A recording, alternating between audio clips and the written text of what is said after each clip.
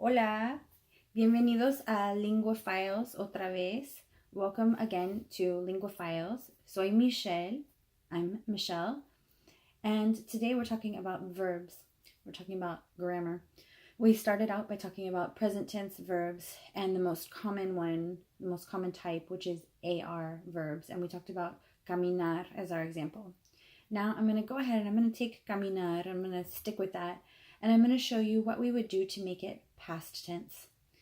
Now, really there are two types of past tense in Spanish, and the one I'm going to talk to you about right now is called preterite, preterito.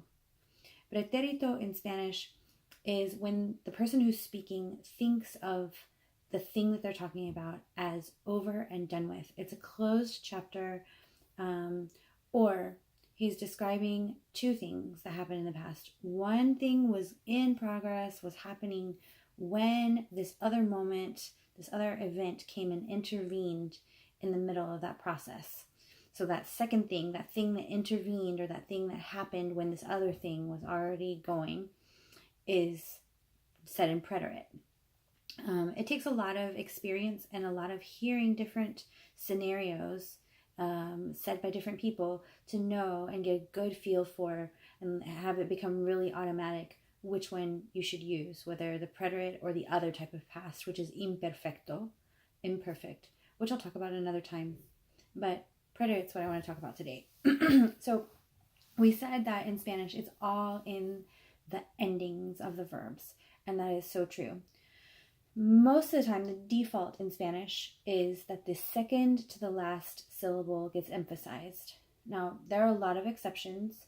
Words that came from Arabic will be exceptions.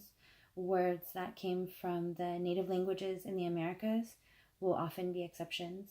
But when you do verbs, so most of the time, though, the emphasis goes on the second to the last syllable.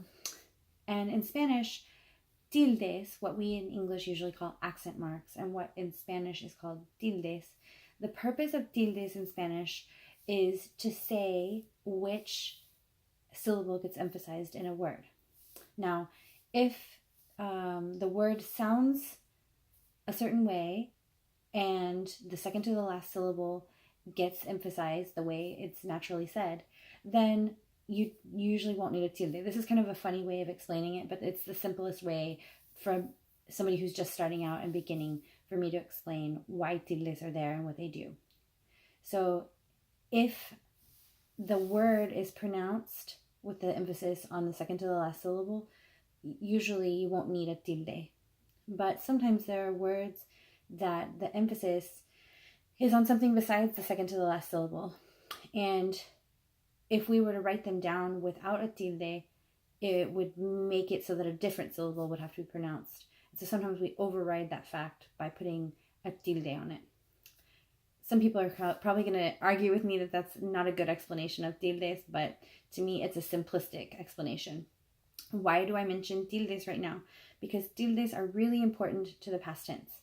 One of the defining features of preterite versus present is that many of the forms of preterite, several of the preterite forms, they have the emphasis on the last syllable. And that's not usual for Spanish, but that's the way it is in preterite. And so I'm going to show you what I mean. You're going to see as we go through. All right. So when I want to say I walked, so now we're talking about past preterite. When I want to say I walked, I'm going to say yo caminé, caminé. And I want you to really hear me how I say caminé. The emphasis is no longer, as it was in present tense, is not on the in, it's on caminé. So you got to really, when you're speaking it or you're reading it or whatever, you got to punch that last syllable, caminé, and make it very obvious so that people will understand that you're talking about past things. Yo caminé. Tú caminaste, caminaste. Él caminó, caminó. Ella caminó.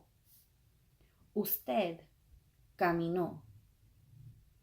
Nosotros caminamos. It's the same as present tense. Nosotros caminamos. Ellos, sorry, skipped ahead. Ustedes, y'all, caminaron. Ellos caminaron. Ellas caminaron.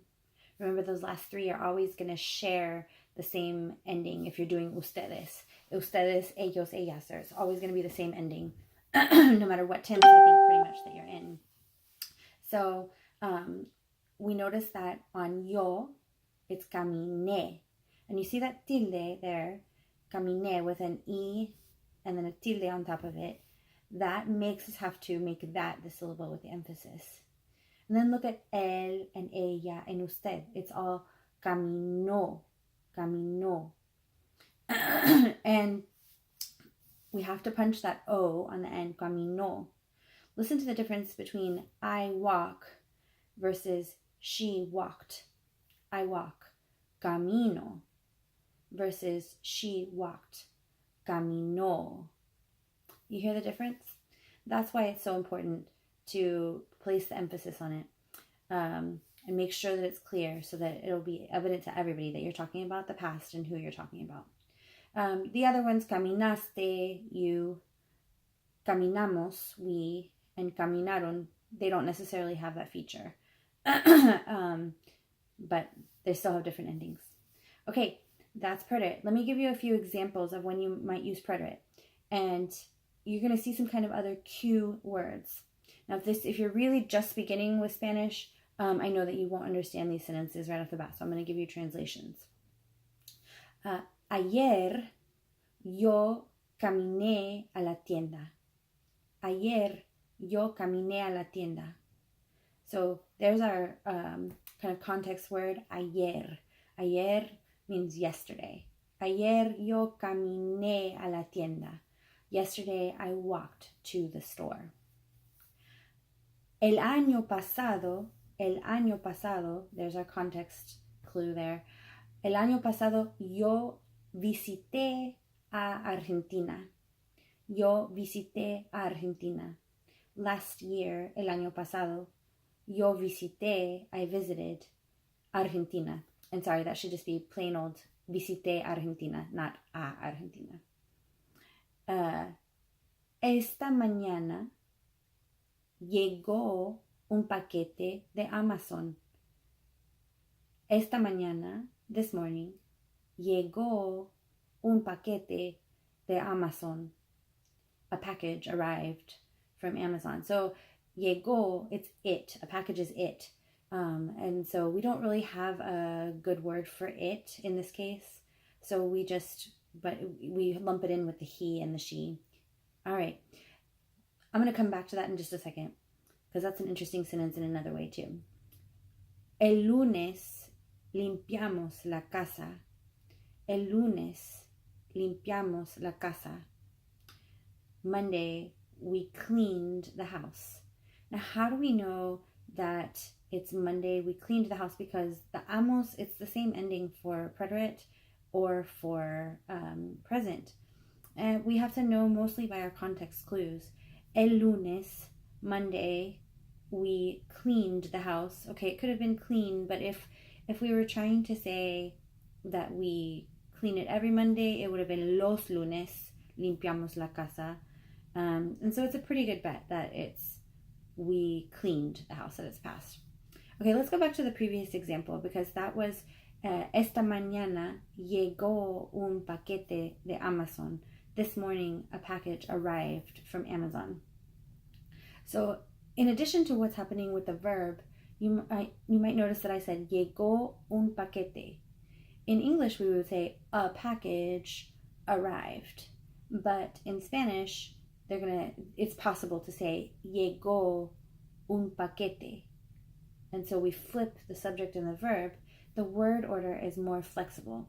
That's another thing that having so much information contained within the word itself allows us to do.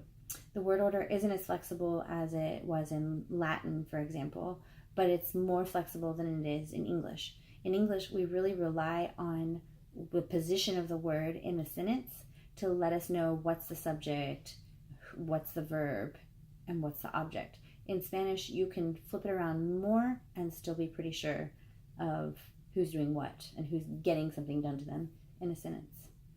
Okay. Espero que esto sea de ayuda. I hope that this is helpful for you. Déjame un comentario. Leave me a comment. Si tienes una pregunta, if you have a question. Hasta luego. Chao.